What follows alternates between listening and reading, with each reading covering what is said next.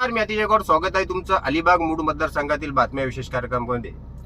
आज आपल्यासोबत शेडसई ग्रामपंचायतच्या माजी सरपंच आणि सध्या विद्यमान सदस्या प्रिया दिनेश कडू आहेत। आणि मित्रांनो, प्रिया दिनेश कडू ह्या रोहा तालुक्यातील शेडसई ग्रामपंचायत हद्दीमध्ये येतात। त्यांना शिंदे गटाचे जिल्हा प्रमुख राजाबाई केनी यांच्याकडून 23/10/2024 रोजी एक पत्र आलेलं आहे। तुमच्या मी स्क्रीनवर दाखवतोय, तुम्ही बघा। आणि त्याच्यामध्ये असं लिहिलं आहे, कृपया प्रसिद्धी करता रोहा तालुक्यातील श्रीमती प्रिया दिनेश कडू व दिनेश कडू यांनी पक्षविरोधी कारवाई केल्यामुळे माननीय शिवसेना मुख्य नेते एकनाथजी शिंदे साहेब यांच्या आदेशाने शिवसेना पक्षातून हकालपट्टी करण्यात आलेली आहे। तर ताई, तुम्हाला अशा पद्धतीचं पत्र आलं, तर नक्की अशा पद्धतीचं पत्र तुम्हाला का आलं? ह्या गोष्टीची मला कल्पना सुद्धा नाहीये की हे पत्र मला का आलंय ते। मी पक्षाविरोधात केलेली एकतरी कारवाई मला त्यांनी दाखवावी, ह्या गोष्टीचा उलगडा व्हावा ही माझी विनंती आहे। पण तुम्हाला अशा पद्धतीचं पत्र त्यांनी का दिलं असेल? मला ह्या गोष्टीची कल्पनाच नाहीये सर, म्हणून तर मी तुमच्याकडे बाईट द्यायला आलेली आहे।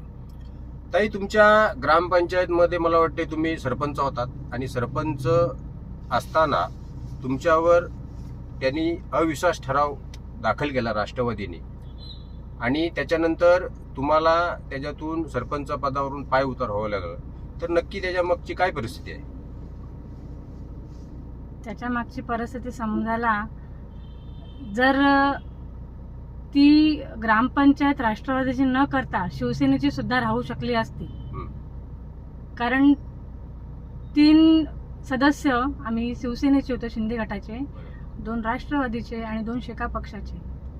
2 शिंदे गटाचे हे घेतल्यानंतर, सदस्य घेतल्यानंतर तिथे आरक्षित जागा होती। त्या आरक्षित जागेवर मी आणि अजून एक कॅन्डिडेट असं त्यांचा फॉर्म हे वगैरे असेल, तर ती ग्रामपंचायत शिवसेनेची सुद्धा राहू शकली असती।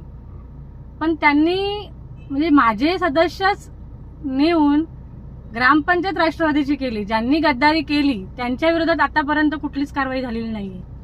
याची शोकांतिका आहे। माझ्यावर माझा खोटा राजीनामा देण्यात आला, माझ्याच पक्षातल्या लोकांनी राजीनामा दिला तो, त्यावेळेस त्या लोकांवर कोणतीही कारवाई झालेली नाही। आणि माझ्यावर अशी वेळ का आली ह्या गोष्टीचा मला अजूनही उलगडा नाहीये, आणि ह्याची शोकांतिका आहे मला। तुम्ही बोललात की ज्यांनी पक्षविरोधी कारवाई केल्या, अशा गोष्टी केल्या, त्यांच्यावर कारवाई न झाली, तर कोण होते ते? आमचे तालुका प्रमुख होते। कोण तालुका प्रमुख? मनोज कुमार शिंदे। हा, त्यांनी खोटा राजीनामा माझा पंचायत समितीला, ते स्वतः होते, उद्देशजी वाडकर होते उपतालुका प्रमुख। ह्या सगळ्या लोकांनी मिळून माझ्यावर जो काही अन्याय केला, मी वारंवार सगळ्या गोष्टी बोलत आली, पण त्या गोष्टीचा कुठेच उलगडा झालेला नाहीये। आणि आज ही जी माझ्यावर वेळ आली, मी एक महिला म्हणून, म्हणजे एकीकडे मुख्यमंत्री साहेब महिला सक्षमीकरणासाठी इतक्या विविध योजना करतात, लाडकी बहीण असेल, इतर सगळ्या योजना करतायत, आणि हे जे पत्र काढले, ठीक आहे, मी जर कुठल्या पक्षाची जर आपल्या पदाधिकारी असती आणि त्या अनुषंगाने जर मला मुख्यमंत्री साहेबांच्या आदेशाने हकालपट्टीचे आदेश आले असते, तर मी तेही ग्राह्य धरलं असतं, मान्य केलं असतं। मी सर्वसामान्य कार्यकर्ती, आणि माझ्यावर मी एक महिला असून जर हे जर तुम्ही प्रसिद्धी करता काढताय, बरोबर आहे, पण ग्रुपवर फिरल्यानंतर माझी नाहक बदनामी होते, ह्या गोष्टीचं कुठेतरी मला खंत आहे। ताई, सध्या एकीकडे तुम्ही ज्या पक्षामध्ये होता त्यांच्या पक्षाचे प्रमुख एकनाथजी शिंदे महिलांना 1,500 रुपये देतात, आम्ही महिलांना मदत करतो, बाकीचे विरोधक वगैरे करत नाही, आणि असं असताना तुमच्याच पक्षामध्ये शिंदे गटामध्ये एक महिलेला कुठलीही चुकी नसताना, काही कारण तिचं नसताना डायरेक्टली पक्षातून हकालपट्टी का होते, तिचं साधं कारणही ते सांगत नाही। तर हा महिलांवर अन्याय आहे की महिलांसाठी तुम्ही चांगलं करताय? तुम्हाला काय वाटतं याबद्दल? ह्याबद्दल मी इतरांचं नाही सांगू शकणार, पण माझ्यावर झालेलं तो नक्कीच अन्याय आहे। कारण का मी माझं योगदान पूर्णपणे माझं योगदान मी पक्षासाठी दिलेलं आहे, होतं त्यावेळेस सुद्धा ना। आजपर्यंत मी कुठलीच, आतापर्यंत माझ्या पक्षाविरोधात कोणतंच काम केलेलं नव्हतं। उलट मला असं वाटतंय की तुम्ही एखाद्या व्यक्तीला भाग पाडताय कुठला तरी निर्णय घेण्यासाठी, ही जी आहे ती शोकांतिका आहे की तुम्ही एकीकडे असं म्हणताय की तुम्ही विरोधक काम करतायत। इव्हन माझ्यावर जेव्हा अविश्वास ठराव आला त्यावेळेस मला इतर पक्षातून पण ऑफर आल्या होत्या, पण मी त्या स्वीकारल्या नाहीत। ही सत्य परिस्थिती आहे, आणि मी एकनिष्ठ, भले मला पाय उतार होता म्हणजे व्हायला झालं तरी चालेल, पण मी माझ्या पक्षाशी एकनिष्ठ राहीन हे माझं त्यावेळेसचा पवित्रा होता. आणि त्याच्यानंतर माझ्यावर जी आज वेळ आलेली आहे याचं खूप वाईट वाटते. मग ताई, तुम्हाला हे पत्र राजाबाई केदी यांनी पाठवलं त्यावेळी तुम्ही केदी यांनी विचारलं ना कॉल करून का बाबा तुम्ही मला अशा पद्धतीचे पत्र काय दिलं? मी केणी साहेबांना फोन केला होता का भाई मला कुठलीच कल्पना नसताना हे जे काही पत्र ग्रुपवर पडलेलं आहे याचं मला कारण कळेल का? म्हणजे तुम्हाला ते पाठवलं आणि ग्रुपवर टाकलं? ग्रुपवर टाकलं. मला पर्सनली कुठलंही पेपर हातामध्ये आलेलं नव्हतं. हे ग्रुपवर पडलेलं. ज्या ग्रुपवर मी सगळ्या ग्रुपवर ज्या इन्व्हॉल्ड आहे त्या ग्रुपवर मला ते पत्र दिसलेलं आहे. मला 1-2 कॉल झाले. मला कल्पना सुद्धा नव्हती की माझ्या बाबतीतलं हे पत्र असं असेल. मला 1-2 कॉल आले, त्याच्यातून मला हे कळलं. मग तुम्ही आमदार, तुमच्या शिंदे गटाचे आमदार महेंद्र दळवी यांना ही कल्पना दिली का नाही या बाबतीत? मी नाही कल्पना दिली या बाबतीत. का? पण त्यांच्या परमिशन शिवाय झाला असेल. त्यांच्या एकीकडे बघा, माझं राजकीय कारकीर्द माझी फार छोटी आहे. राजकारणातलं मला वाटतं रपण नाही कळत आहे. त्याच्यामुळे मी पुढे जाण्यासाठी किंवा याचे करण्यासाठी राजाबाईंच्या पत्रावर दिसलं म्हणून मी राजाबाईंना फक्त फोन केला होता.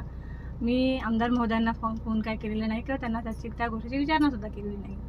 नाही, पण तुम्ही एक सर्वसामान्य महिला आहात.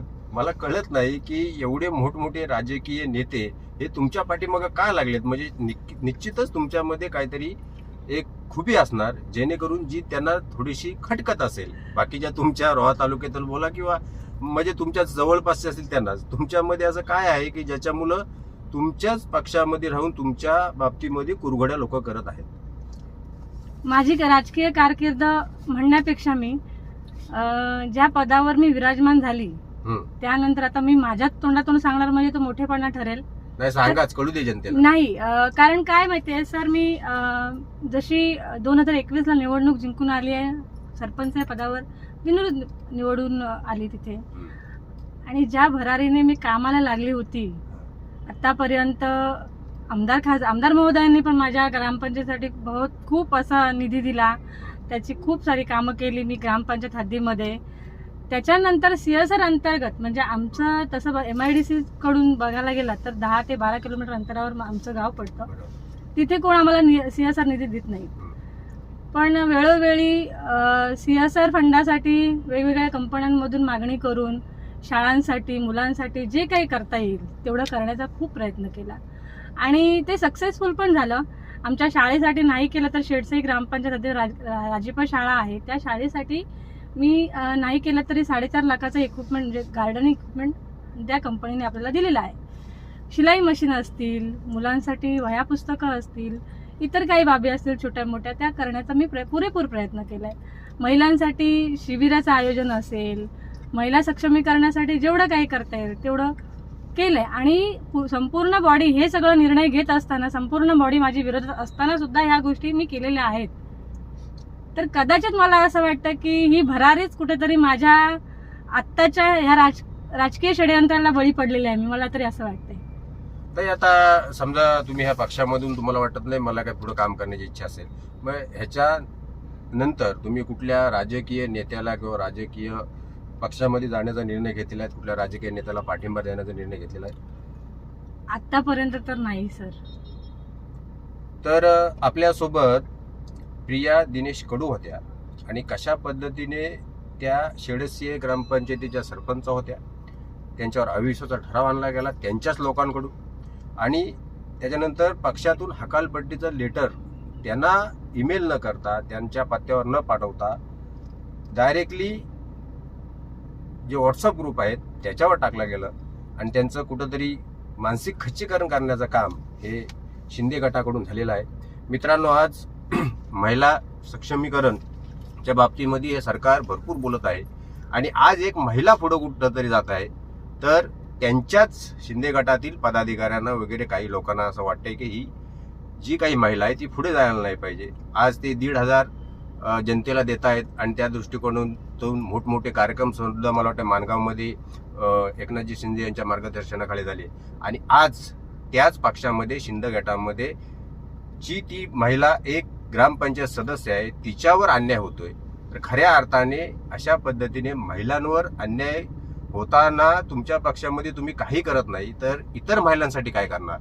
म्हणून त्या आपल्यासोबत होत्या, जेणेकरून त्यांच्यावर जो अन्याय झालेला आहे तो जनतेला समजायला पाहिजे. कुठलीही चूक या महिलेची नसताना, अत्यंत हुशार अशा व्यक्तिमत्व असताना, कुठेतरी त्यांचं चांगलं काम पुढं जात असताना त्यांच्याच पक्षातील लोकांना पाहवलं नाही, म्हणून त्यांच्यावर अशा पद्धतीची कारवाई केलेली आहे, असं त्यांचं मत होतं. माझं वैयक्तिक मत आहे, आमदार महेंद्र दळवी साहेबांना आणि त्यांच्या सर्व पदाधिकाऱ्यांना ह्या येऊन तुमच्या पक्षाच्या सदस्य येऊन अशा पद्धतीने तुमच्यावर जे काही त्यांच्या बाबतीत घडलंय त्या समोर येऊन प्रसार माध्यमांच्या समोर बोलतात.